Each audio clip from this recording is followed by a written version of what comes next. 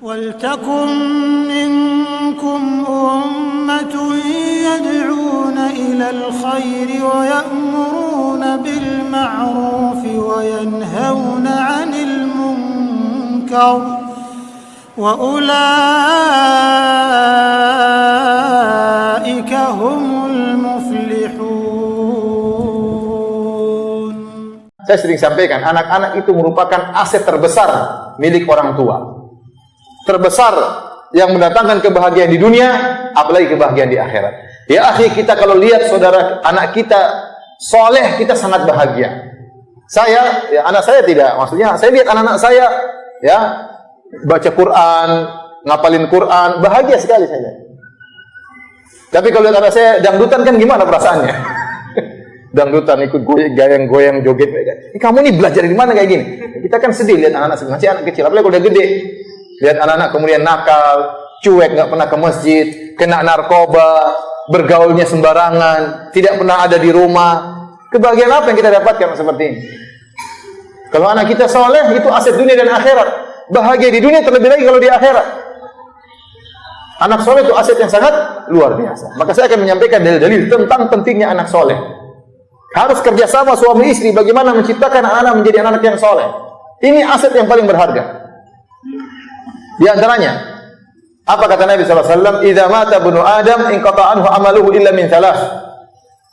Jika anak Adam telah meninggal dunia, terputus darinya seluruh amalan kecuali dari 3 perkara. Shadaqatun jariyah, sedekah jariyah. Ilmun yuntafa'u bihi, ilmu yang bermanfaat. Waladun salihun yad'u lahu, anak soleh yang mendoakan.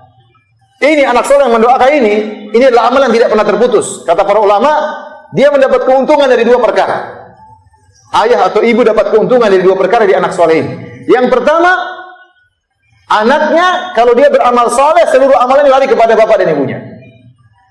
Anaknya ngaji, anaknya sholat, anaknya sedekah, bapaknya juga dapat pahala, orang tuanya juga dapat pahala. Yang kedua, plus anaknya selalu doain orang tuanya. Ini luar biasa. Antum sudah meninggal dalam kuburan, apa yang ada dalam alam barzah, apa yang Anda perlukan? Anda tidak perlu harta lagi, harta tidak ada manfaatnya. Anda tinggalkan mobil 5, mobil itu tidak ada manfaatnya, udah. Tinggalkan rumah mewah, tidak ada manfaatnya. Yang Anda butuhkan ada yang doain Anda, anak yang doain. Dan orang yang paling setia mendoakan kita, anak kita. Orang yang paling setia mendoakan kita siapa? Anak kita. Antum mengharapkan doa siapa? Orang yang paling mendoakan kita ada 3 orang yang paling sering mendoakan kita. Pertama orang tua kita, kedua istri kita, ketiga anak kita. Orang tua kita sering doain kita, sebagaimana kita sering doain anak-anak. Tetapi yang jadi masalah orang tua biasanya lebih dahulu meninggal. Tapi kalau orang tua sudah meninggal, tinggal istri dan anak. Istri kita sering doain kita. Ya Allah, jagalah suamiku ya Allah. Ya Allah, jadikanlah suamiku saleh ya Allah. Ya Allah, jangan jadikan suamiku pindah ke lain hati ya Allah. Banyak doanya. Doain kita terus, khusyuk doanya. Tapi kalau kita meninggal, istri kita biasanya tidak lama kemudian ikut juga nyusul sama kita meninggal. Yang umurnya panjang biasanya apa? Anak-anak. Itu pun istri kita belum tentu setia doain kita. Kita meninggal, dia kawin lagi, sudah dia lupa sama kita. Lupa sama kita. Dia sibuk dengan suami yang baru. Apalagi dia bilang ternyata suami saya dulu kurang ajar, ini yang bagus. Tapi saya tahu istri-istri solehah setia doain kita. Benar ya. Tapi maksud saya, umur dia tidak panjang seperti kita. Beda dengan anak. Yang paling setia mendoakan kita, anak kita. Ente mengharapkan doa dari teman-teman. Kapan teman ente doain ente? Ente coba jujur sama diri ente. Kapan ente doain teman ente? Jarang kan? Hampir nggak pernah Ustaz. Jangankan teman, Ustaz saja tidak pernah ente doain. Saya tanya, ente yang pernah doain saya coba angkat tangan. Nggak ada kan? Ya ada mungkin sekali-sekali. Kapan kita didoain teman? Kalau kita lagi sakit. Oh semoga kamu cepat sembuh. Kalau nggak sakit nggak didoain. Kalau sudah mati dia bilang rahimakallah, semoga Allah merahmati engkau. Kenapa sudah meninggal? Kasihan. Mungkin doain sehari 2 hari, habis itu sudah dilupain. Makanya tidak usah berharap doa dari teman. Harap doa dari anak, karena itu syar'i. Rasulullah SAW mengatakan anak soleh yang apa? Mendoakan kita. Yang paling setia mendoakan kita anak-anak kita. Dan amalan dia semuanya mengalir kepada kita. Lihat kata Nabi SAW, Inna rajula la turfa'u darajatuhu fil jannah. Ada seorang lelaki diangkat derajatnya di surga. Dia heran, kata dia, anna lihada, kok bisa derajat saya tinggi? Kata Allah, bistighfari waladika laka, karena anakmu sering mohon ampun buat engkau. Luar biasa. Kita sudah nggak butuh. Percuma anak kita kaya raya, jadi orang terpandang tapi nggak pernah doain kita, nggak pernah sholat. Kapan dia mau doain kita? Doain dirinya saja kan jarang. Mau doain di kita. Lebih baik anak kita, taruhlah anak kita miskin, nggak apa-apa, tapi dia soleh. Dia yang akan doain kita, setia doain kita. Kalau bisa lagi anak kita berhasil dan soleh, itu yang luar biasa. Sukses dunia, sukses apa? Akhirat. Oleh karena para hadirin dan hadirat yang dirahmati Allah Subhanahu wa taala, anak soleh luar biasa. Manfaatnya sangat luar biasa. Di antara yang menunjukkan sangat pentingnya anak soleh, antum bayangkan, kalau antum meninggal, antum punya anak dua, ya. Satu 40 tahun lagi baru meninggal, satunya 50 tahun lagi baru meninggal. Berarti setelah antum meninggal, antum masih dapat bonus amal soleh 90 tahun. Jadi anak pertama 40 tahun, dari anak kedua berapa? 50 tahun. Kenapa? Setiap amal mereka ngalir kepada anda, pahalanya ngalir kepada anda. Bayangkan, berarti antum dapat bonus berapa tahun? 90 tahun. Karena anak anda dua-duanya soleh, sholat 5 waktu, waktunya puasa dia puasa, waktunya bayar zakat dia bayar zakat, pahalanya terus ngalir sama kita. Karena kita dulu yang didik dia, karena dia anak kita. Coba kalau anak antum 20 coba. Luar biasa. Luar biasa. Satu orang umurnya 30 tahun, ada yang 40 tahun setelah antum meninggal. Bayangkan kalau 40 tahun saja, dari 20 berapa? 40 dari 20 berapa? Berapa?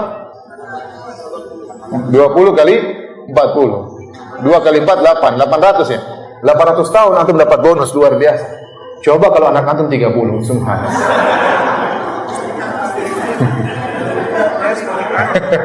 Bagaimana caranya itu bukan urusan saya.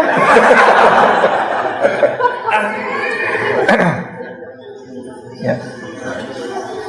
Bayangkan ada orang di Saudi, anaknya banyak, semuanya memenuhi saf pertama. Saf pertama anaknya sholat, anak dari yang besar sampai yang kecil-kecil. Luar biasa, kan bahagia lihat. Begitu azan semua anak kumpul. Senang kita lihat anak-anak kita seperti itu. Soleh-soleh. Ya. Disebutkan tatkala dia anaknya lagi ngumpul, ada anak kecil yang lari-lari. Anak dia tahu, nakal lari di masjid. Dia larang, jangan nakal. Kamu, ibumu yang mana ibumu?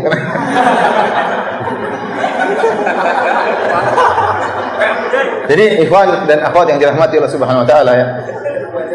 Anak soleh itu luar biasa. Anak soleh itu apa? Sangat luar biasa.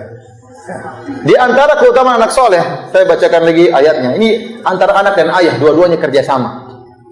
Allah sebutkan dalam Al-Quran, dalam surat At-Tur, walladzina amanu wattaba'athum dzurriyyatuhum biimanin alhaqna bihim dzurriyyatahum wama alatnahum min amalihim min syai' kullu imri'in bima kasaba rahin. Kata Allah, walladzina amanu, orang yang beriman, wattaba'athum dzurriyyatuhum, kemudian anak-anaknya juga ikut beriman, alhaqna bihim dzurriyyatahum, maka kami akan sertakan anak-anaknya kepada mereka, wama alatnahum min amalihim min syai', dan kami tidak akan kurangi amalan mereka sama sekali. Maksudnya bagaimana ayat ini? Ayat ini begini misalnya. Misalnya ayah dan anak masuk surga, tapi derajat surganya berbeda. Ayahnya soleh, anaknya kurang soleh, tapi sama-sama beriman. Ternyata ayahnya di surga tingkat 10, anaknya tingkat 2. Allah tahu bahwasanya di antara kesempurnaan kebahagiaan berkumpul anak dan ayah. Allah tahu itu. Makanya di antara karunia yang Allah berikan kepada hamba yang soleh, kata Allah, alhaqna bihim dzurriyyatahum, anaknya diangkat derajatnya ke tingkat yang 10 karena bapaknya soleh. Karena bapaknya apa? Soleh. Kata Allah, wa ma alatnahum min amalihim min syai', dan kami tidak akan mengurangi pahala bapaknya. Padahal kalau kita mau matematikakan, kalau kita ingin sinkronisasi sama anak kita, maka kita harus korban.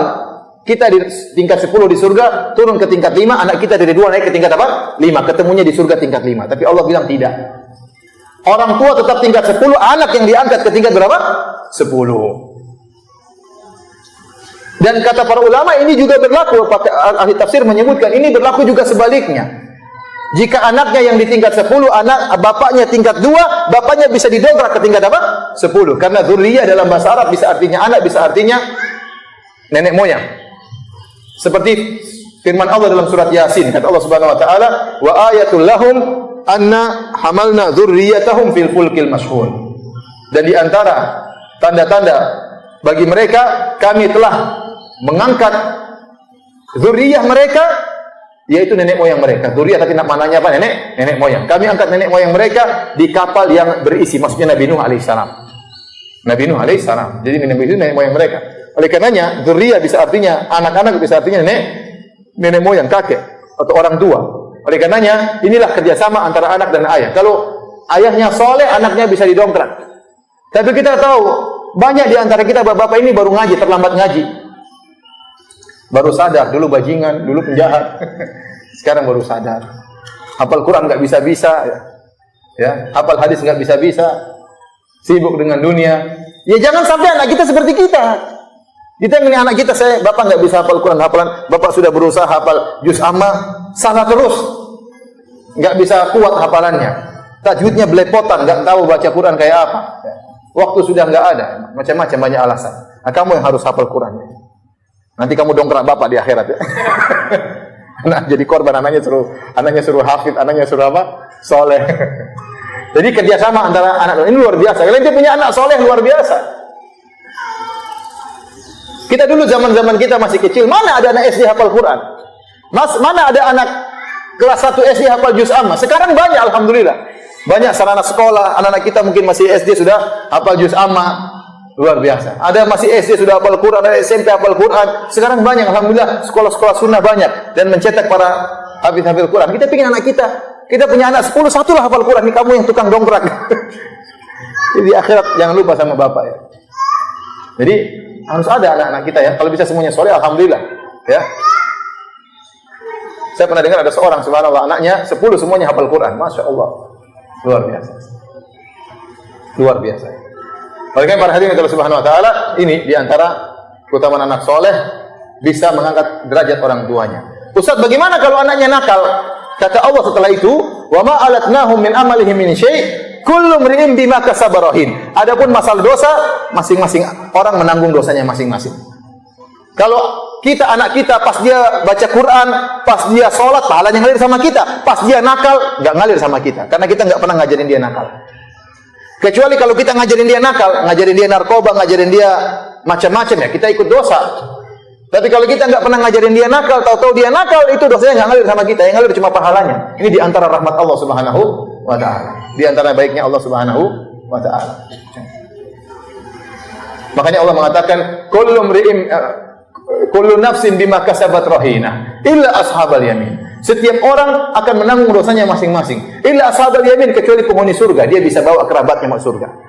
Kalau dosa masing-masing nanggung, ya, selama tidak punya andil satu dengan yang lainnya. Tapi kalau amal soleh, maka orang tua akan terkena amal soleh apa? Anaknya. Ini diantara rahmat dan karunia Allah Subhanahu wa ta'ala. Nah, tatkala Anda sekarang sudah tahu bahwasanya anak soleh itu aset terbesar. Ya, subhanallah, senang kita punya anak ya. Ya, anak ini ya, satu hafal Quran, satu ini, masya Allah, bahagia kita. Ya, mereka kadang nakal, tapi ya begitulah anak-anak ya. Tapi waktunya baca Quran, mereka baca Quran. Kita ajak ke masjid, senang luar biasa kita. Lihat anak-anak seperti itu. Kita dulu nggak seperti itu. Ya, kita dulu keterbatasan. Dai dulu kurang, hampir tidak ada dai. Ya, dai dulu. Saya tahu zaman kita dulu jarang orang ada bikin pengajian. Di kampung saya jarang bikin pengajian. Paling-paling pengajian nanti Maulid Nabi. Itu pun nanti ketawa ketiwi, nggak ada ilmunya, terus tahun depan lagi ketemu lagi. Tapi pengajian rutin di masjid hampir nggak ada. Sekarang alhamdulillah banyak orang dikasih ilmu.